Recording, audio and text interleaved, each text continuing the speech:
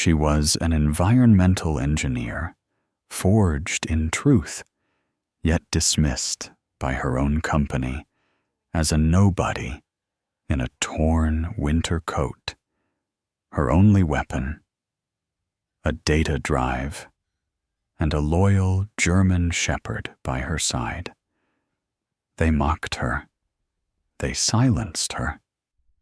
But what they tried to bury was a revelation, a key to a secret that could bring down an empire, cleanse the earth, and test the limits of faith itself. When the snow turned red and the sky burned green, she learned that some wars aren't fought for power, but for the soul of creation. Before we begin, tell us where you're watching from. And if this story touches your heart, please subscribe for more stories of courage, faith, and the miracles only God can write. The winter wind screamed across the plains of western Montana, carrying needles of ice that glittered like glass beneath the pale sun. The landscape was vast, white fields stretching endlessly toward the horizon, broken only by the silhouettes of wind turbines spinning slowly against the storm-gray sky.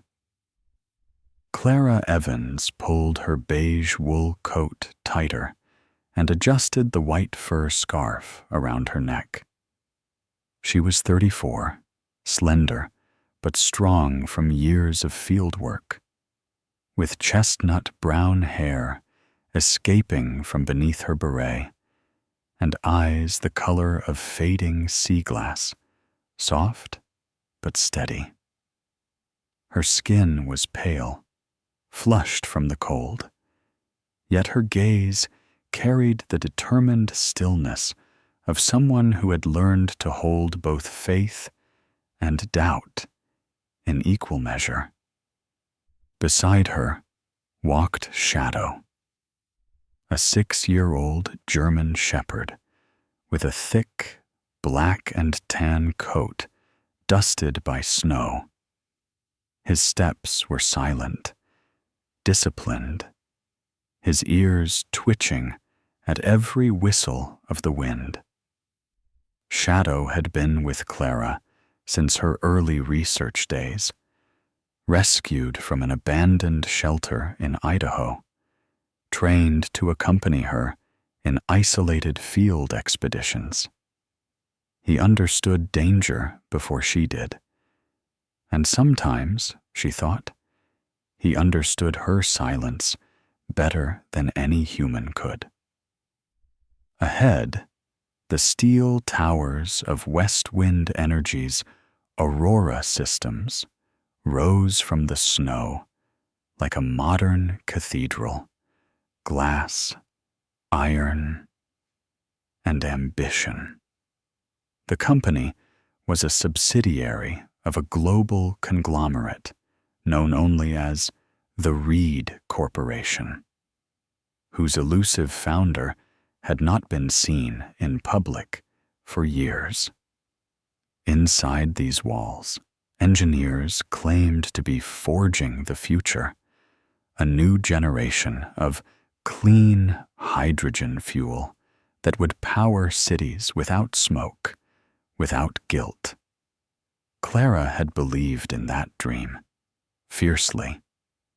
She'd spent a decade in environmental science, fighting to prove that technology and conscience could coexist. But lately, that faith had begun to crack. In the dim hum of the lab, Clara's breath fogged against the glass as she peered into the analyzer. Numbers flickered on the screen, decimals dancing, data streams pulsing. And then she saw it. A chemical imbalance in the newest batch of green hydrogen cells. It was subtle, 0 parts per million of an unlisted compound. But for Clara, that anomaly burned like fire. She rechecked the system, ran simulations, recalibrated the sensor. The reading remained. She leaned back, heart pounding, the sterile lights painting her reflection in the screen. "No, that's impossible," she whispered. This new fuel wasn't supposed to release anything harmful. But her calculations suggested otherwise. Microscopic byproducts capable of contaminating water systems for decades. Shadow stirred under the desk, sensing her unease. Clara's mind raced. The project was weeks from public launch. Billions had been invested. If this data went out, it could cripple the entire company. Yet if she stayed silent, entire ecosystems might die quietly beneath the illusion of progress. She straightened, shoulders stiffening beneath the weight of responsibility. "You can't ignore this," she told herself, saving the report into a secured folder. Her fingers trembled as she attached it to an email marked Urgent. Environmental Safety Breach. Recipient. Corporate Oversight. Aurora Systems HQ. She hit send. The email whooshed away into the digital void. And then silence. The next morning, Clara arrived early, expecting chaos, phone calls, meetings, urgent queries. But the office was still. Colleagues passed her with polite smiles, none aware of the firestorm buried inside her inbox. She checked her email again. No reply. Not even a receipt notice. A chill crawled down her spine, one colder than the Montana air outside. At lunch, she approached her supervisor, Dr. Walter Griggs, a balding man in his late 50s with small round glasses and an ever-present coffee mug that read, "The future is green." He'd always treated her with distant kindness, the kind reserved for people who don't plan to get too involved. "Walter," she began carefully, "did you get my report last night? The hydrogen output levels?" He interrupted with a distracted wave. "Busy day, Clara. We're on schedule. No time for last-minute paranoia." "Paranoia?" She frowned. "If I'm right, we're producing—" "Enough," he said sharply.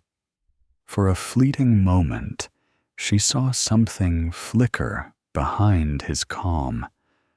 A warning, maybe even fear. Then it vanished.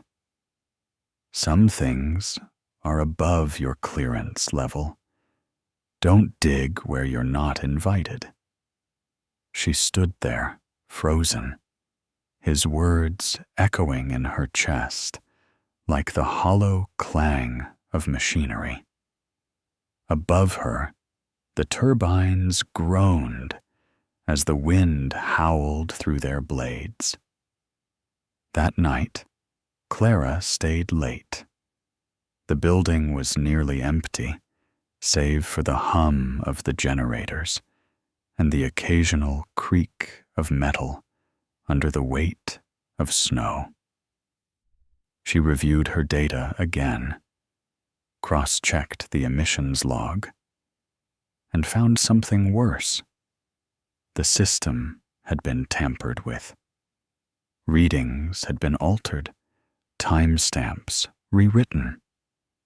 Someone had scrubbed the evidence clean. Her heart raced. She reached for her phone to call the oversight board, but then paused. Would they even listen? Or would she, like her email, simply vanish into the company's silence? The lights flickered. Somewhere down the corridor, a door shut softly. Shadow's ears perked, his body stiffening. Clara rose slowly, scanning the glass walls of the lab. Beyond them, only darkness, and the faint reflection of her own frightened eyes. For a long moment, she stood still, every instinct screaming that she was no longer alone. Outside, snow fell thicker, muffling the world. The wind turbines moaned like lost spirits. Shadow growled, deep and low. And through the frost on the window, Clara thought she saw a figure, motionless, watching her from the edge of the blizzard. The morning broke cold and brittle. The horizon burned faintly orange under a sky the color of iron. Snow lay thick across the parking lot of Aurora Systems, undisturbed except for a single line of Clara's boot prints. Her breath rose in small clouds as she approached the steel doors, pressing her badge to the scanner. Nothing. A red light blinked. Then another. She tried again, slower this time, but the sensor stayed mute. A sharp click echoed from the speaker above the door. Access denied. Inside the booth, Eli Torres, the front gate guard, leaned back in his chair with his gloved hands behind his head. He was in his mid-40s, heavy-set, with a salt and pepper beard, and dark eyes dulled by years of night shifts. He wasn't cruel, just tired. The kind of man who'd stopped asking questions long ago. "Morning, Eli," Clara said, forcing a polite smile. "My pass isn't working. Could you check the system for me?" He glanced at the screen lazily, his voice flat. "Evans, right? Says here, you're off the roster. Contract terminated yesterday." The words hit her harder than the wind. "That can't be right. There's been a mistake." "Maybe." Eli shrugged, already turning back to his coffee. "But that's what it says." Through the glass doors, she saw Rebecca Sloan stepping into the lobby, the newly appointed project manager. Rebecca was everything corporate culture admired. Tall, elegant, wrapped in a mink-lined coat of midnight gray. Her auburn hair was perfectly curled, her crimson lips curved in a smile that never reached her eyes. She had arrived from the Seattle branch only 2 weeks earlier, and already moved like she owned the place. When their eyes met, Rebecca raised one brow and offered a mocking wave. Her smile was small, deliberate. "Corporate restructuring, darling," she mouthed, then turned away. Shadow growled low, the sound rumbling deep in his chest. Clara stepped back from the door, heart hammering. The cold bit through her gloves as she reached for her phone. A new message blinked across the screen. The number was blocked. They know. Leave the site. Trust no one. Her breath caught. She looked around. The parking lot was empty, except for the snow and the silent turbines spinning in the distance. The message vanished a second later, auto-deleted. That night, the wind howled through the Bitterroot Valley. Clara's small wooden cabin groaned as the temperature dropped below zero. She sat by the fire, Shadow curled at her feet, his fur glinting gold in the flickering light.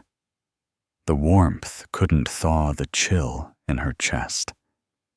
She opened her laptop again, typing with trembling fingers.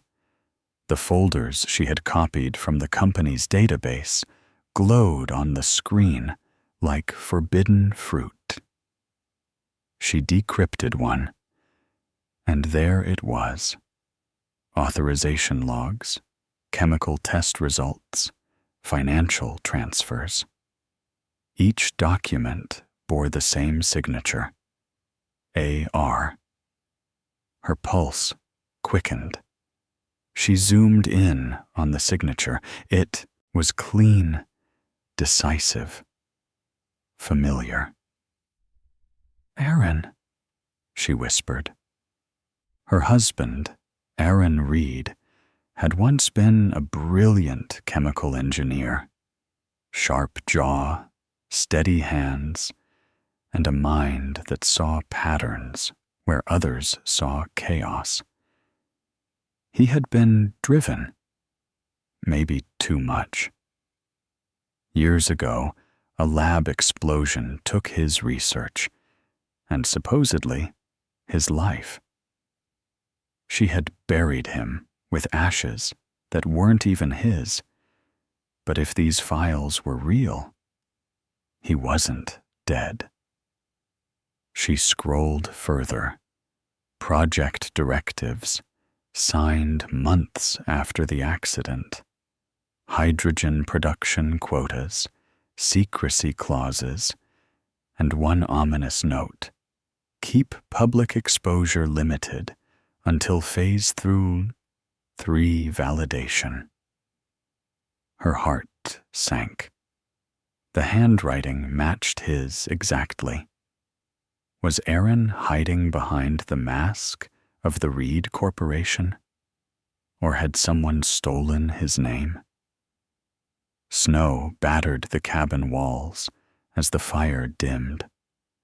Clara's reflection wavered in the screen, her eyes filled with disbelief and a growing dread. Shadow lifted his head, ears twitching at a distant noise. A crunch outside, faint but deliberate. Clara froze, hand hovering over the laptop.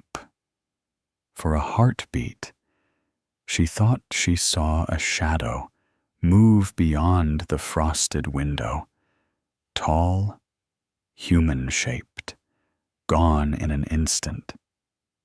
The storm swallowed the sound again, leaving only the wind and her own racing pulse. She shut the laptop slowly, whispering to Shadow, "We're not safe here anymore." Outside, the night deepened, heavy with snow, secrets, and the ghost of a man she once loved. Snow whipped across the access road, glittering like crushed glass in Clara's headlights. The storm had deepened overnight, swallowing the mountains in a veil of white. The Aurora Systems plant stood ahead, a shadowy monolith in the storm, its towers blinking red against the endless snow. Shadow shifted in the passenger seat, a low growl rumbling in his chest. His black and tan fur bristled under the dim glow of the dashboard. He was alert, tense. He always knew, before she did, when something was wrong. Clara parked near the maintenance lot, her pulse quickening. She had no clearance now, no badge, no allies. Just the truth, and the data drive she was determined to find. The side door's keypad was covered with frost.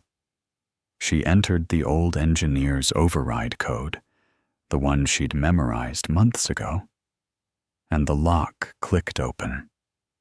Inside, the facility hummed faintly, a cavern of glass and steel breathing in the dark.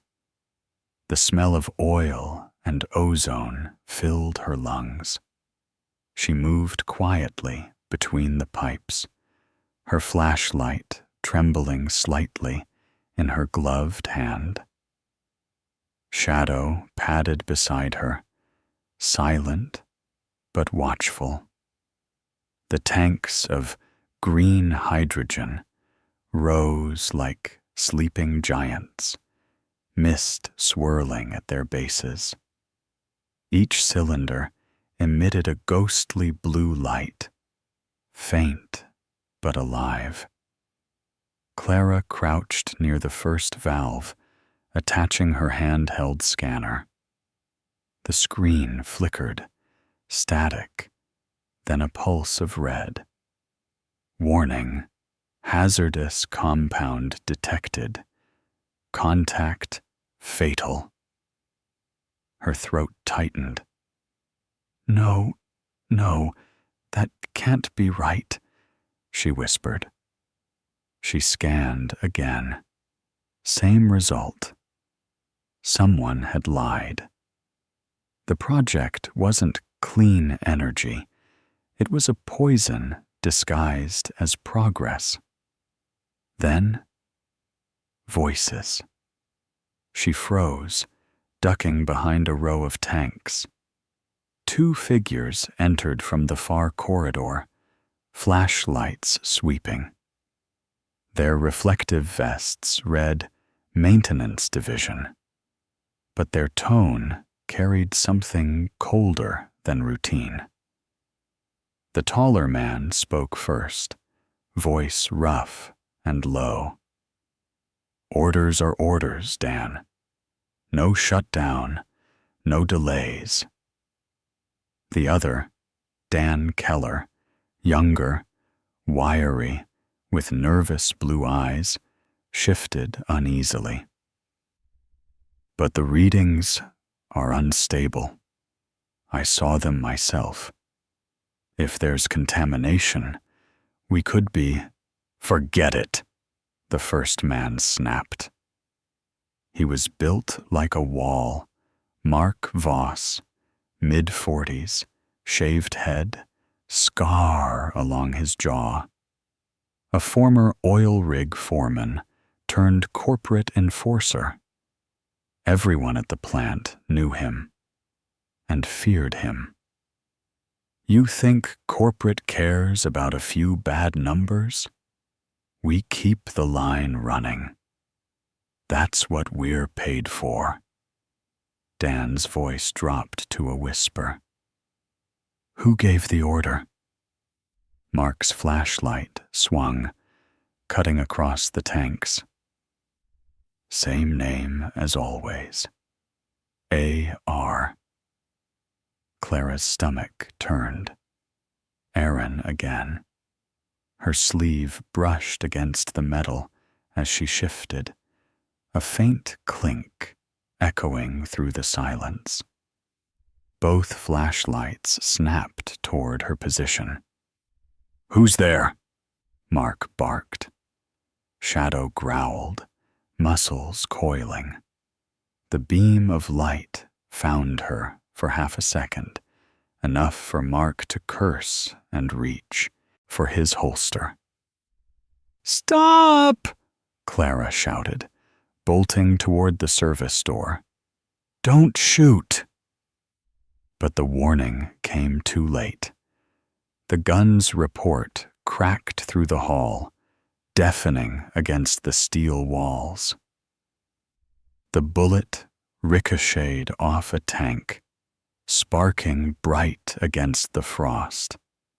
Shadow lunged, knocking Mark off balance. Clara grabbed the data drive from the analyzer and ran. The cold bit into her lungs as she burst outside, snow slicing her face like glass. Behind her, alarms blared, muffled by the storm, but growing louder. "Shadow, come!" she yelled. The dog bounded through the drifts beside her, paws kicking up powder. Another shot tore through the night. It missed, barely. They sprinted across the icy yard, the massive turbines looming above like giants frozen mid-stride. Her heart hammered in her throat as she reached the truck, fumbled with the keys, and slammed the door. Shadow leapt in beside her, panting, eyes glowing wild with adrenaline. Clara turned the ignition. The engine roared to life.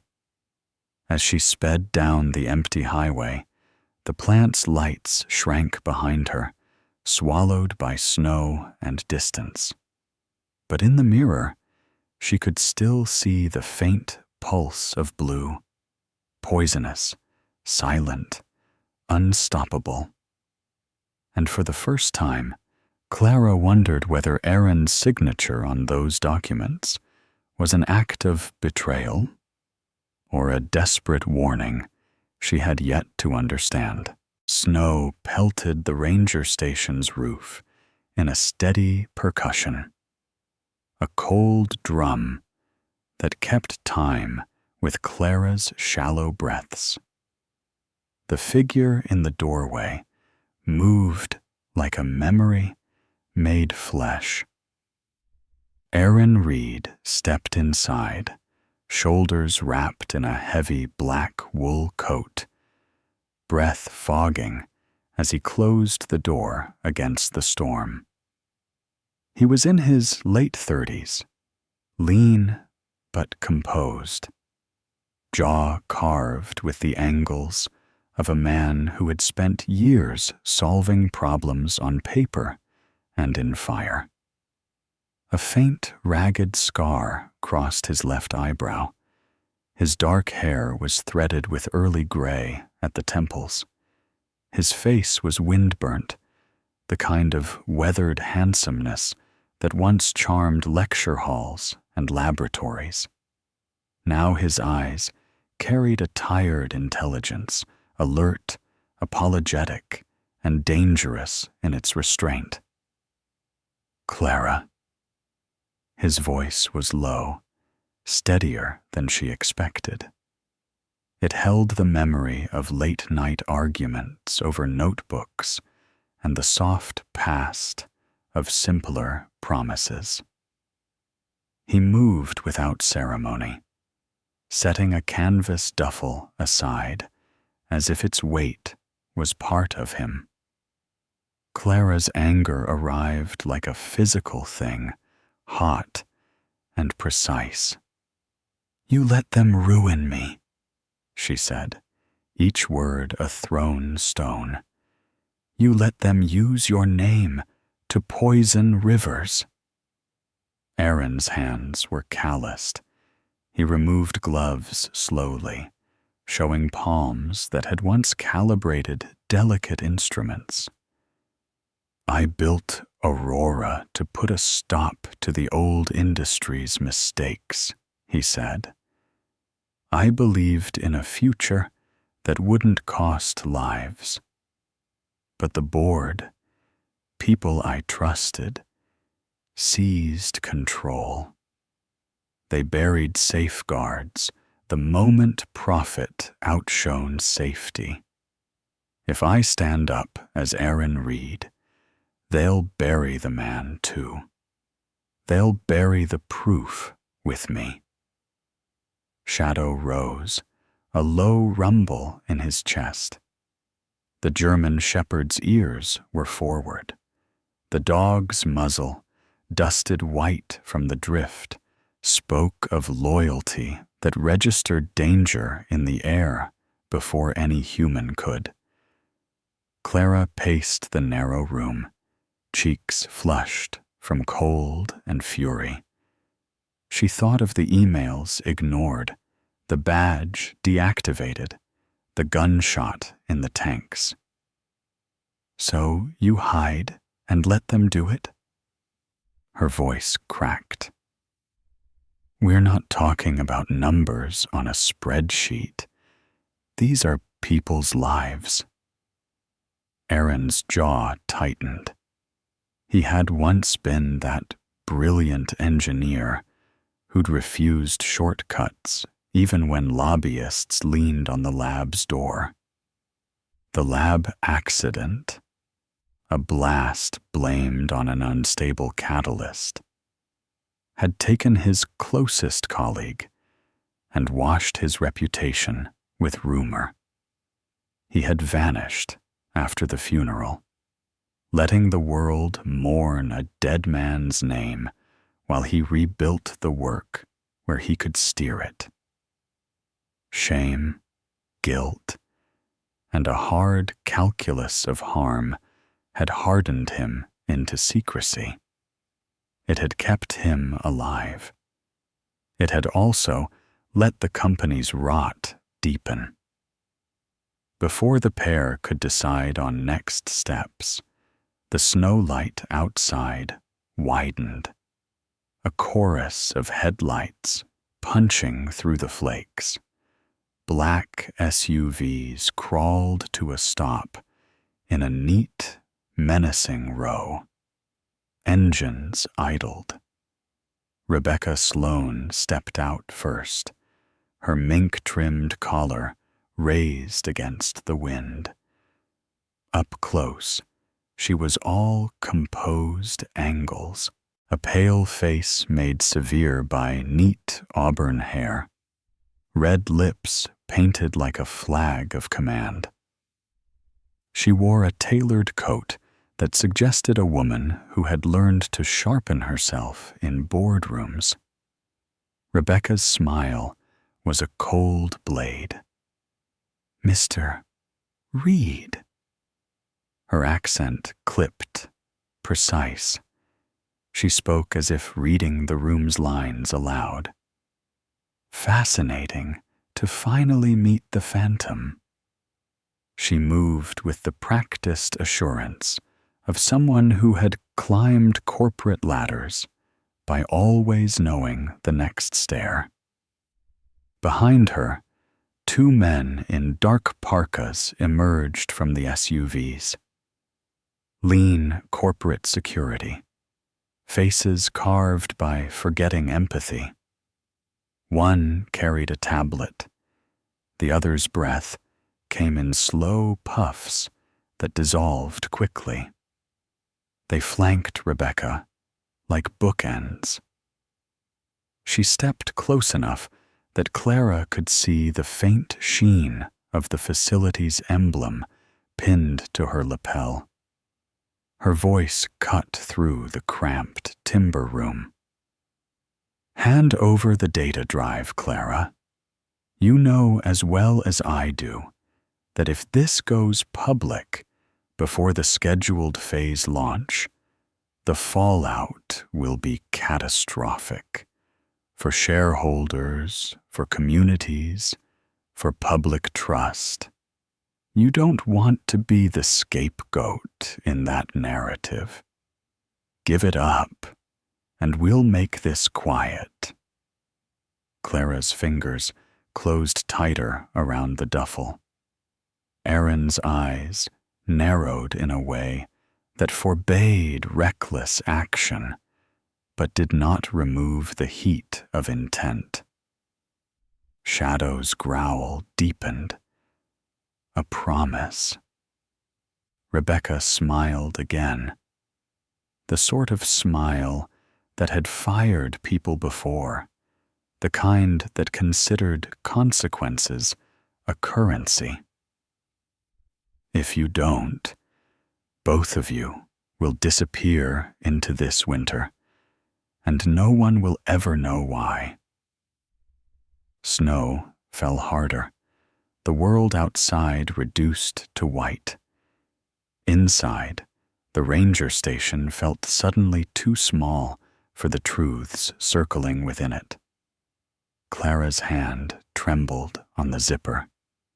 The storm pressed at the windows like a judge at a hearing. She met Aaron's eyes, and for a moment saw the man who wanted to fix things from within, and the man who had chosen concealment to buy time. The duffel sat heavy between them, a choice wrapped in fabric and circuitry. Rebecca's voice came again, softer now, but edged. Decide. The night held its breath. The storm roared like a wounded animal, shaking the wooden beams of the ranger station until it seemed the whole forest might crumble. The air smelled of smoke and frost. Inside, Clara crouched behind the iron furnace, her fingers trembling as she connected the data drive to her portable transmitter. Aaron was beside her, his face lit by the green glow of the laptop. Snowmelt ran down his temples. His jaw was tight, focused. "You're sure it'll reach them?" he shouted over the wind. "The Federal Energy Commission. Yes, if we can hold the signal long enough." Shadow barked sharply, tail rigid, eyes locked on the door. The German shepherd's fur was raised along his spine. Outside, footsteps crunched closer. Rebecca's men were circling. Aaron reloaded the old flare pistol he'd found in the station's drawer. Not a real weapon, but enough to blind and scatter. His hands, once built for microscopes and equations, now shook with cold and adrenaline. Clara's gaze flicked to the screen. Upload progress 62%, 71%, 80%. Rebecca's voice cut through the blizzard from outside, amplified by a handheld speaker. "Clara, don't be stupid. You think the government will protect you. You're a thief, a traitor, a criminal. Hand it over, and maybe I'll let you walk away." Her tone was smooth, but cracked at the edges. Clara had known women like her, brilliant, ruthless, convinced the world could be cleaned with power, and polished lies. Aaron leaned close, whispering, "She'll never stop. You need to run when the upload hits 90. Clara turned to him. "And you?" He smiled faintly, a half-remembered expression from years before. "I'll buy you time." A crash shattered the door. 2 armed men stormed in, one tall, one stocky. The tall one, Jared Cole, was a professional predator. Shaven head, square jaw, pale eyes empty of empathy. A former private security contractor, now paid to erase problems. The stockier one, Mason Lee, had a broken nose and a bullet scar along his cheek. A man who'd done too many dirty jobs and stopped counting. "Don't move!" Jared barked, rifle raised. Shadow lunged before the command was finished, teeth sinking into Mason's sleeve. The man screamed, swinging wildly, but the dog held fast. Clara hit send final packet. The signal bar blinked. 95%. 99%. Transmission complete. Rebecca appeared in the doorway, coat whipping in the wind. Her hair, once perfectly styled, was now tangled, eyes wild. "You have no idea what you've done," she shrieked. "That data is proprietary. You've doomed us all." Clara rose, slowly, meeting her gaze. "No, Rebecca. I've freed us." A deafening explosion tore through the night. One of the fuel canisters had ignited in the firefight. The blast hurled them backward as blue flames erupted across the snow, painting the storm in eerie color. Aaron pulled Clara to her feet, dragging her toward the back exit. "Go!" he shouted. Shadow limped, but followed.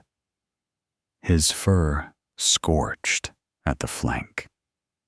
Behind them, the station collapsed in a column of fire. They plunged into the whiteout, wind screaming, heat fading behind them. The snowstorm swallowed everything, sound, light, and the old world they'd just set on fire. Days later, headlines blazed across America. West Wind energy scandal, toxic fuel exposed. CEO Rebecca Sloan and board arrested in federal raid. Aurora Systems was dismantled. A Senate investigation began. Environmental agencies hailed the whistleblower, an unnamed engineer who risked her life for truth. Months passed. Spring crept across Montana, soft and green. The turbines still turned, their blades slicing through clear sky. Clara stood on a grassy ridge, the same hill where winter had once nearly buried her. Her beige coat fluttered in the gentle wind. Sunlight glinted in her auburn hair. Aaron joined her, quietly, a hand in his pocket, the other resting lightly on her shoulder. His face had lost its edge of secrecy, replaced by the calm of a man learning to breathe again. At their feet, Shadow lay in the grass, healed and drowsy, one ear twitching toward the hum of the turbines. The wind carried the scent of pine and thawed earth. Clara whispered, "Sometimes, to find the light, you have to walk through the coldest night." Aaron smiled faintly. And sometimes, he said, you have to let the storm burn away what should never have been built. The horizon shimmered with sunlight, the color of redemption. In the quiet after every storm, there's always something sacred left behind. Not in the ashes, not in the broken steel, but in the hearts that refused to give up. Clara didn't just expose a secret. She proved that truth, no matter how small, can pierce through any darkness. And perhaps that light was never just science or courage. Perhaps it was something higher. Because when the world turns cold, and all we have is faith, God sends miracles in human form. A hand reaching through the snow, a loyal dog refusing to let us fall, a moment of grace that saves a life we thought was lost. Maybe that's what this story is really about. That miracles don't always come with thunder or fire. Sometimes they come quietly, through an act of honesty, a choice to stand for what's right, or a whisper in our hearts reminding us we're not alone. So if this story touched you, if you've ever walked through your own storm and still believed the light would come, share this story. Leave a comment. Tell us what faith means to you. And subscribe to join others who still believe that goodness and courage are not extinct.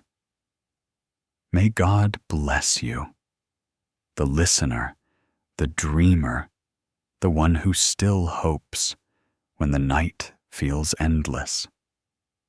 And may His light guide you through every storm that life brings. For even in the coldest winter, God's warmth finds those who keep the faith.